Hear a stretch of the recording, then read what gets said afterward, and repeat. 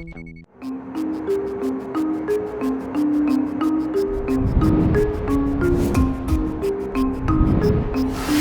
жасқа келгенде арыстан туған қобыланды, қазынадан қамқа киеді, өзінің еншім болсын деп, тобылғымен торатты енші қылып мінеді.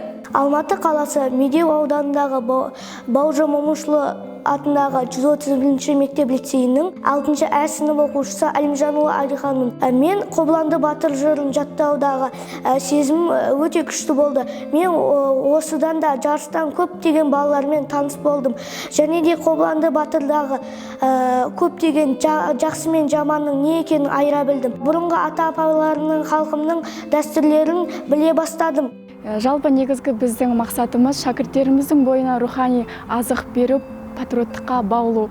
Сонау 15-ші, 16-ші, 17-ші, 18-ші ғасырлардағы жырауларымыз қандай дастандарды, толғау жырларды жатқа біліп, шешілмеген түйінді шешіп, ел мәселесі болсын, жер мәселесі болсын шешіп отырған.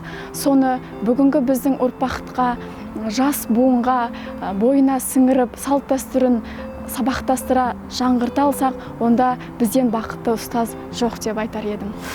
Батырлар жырын жаттаған, болашаққа жол бастаған, Медеу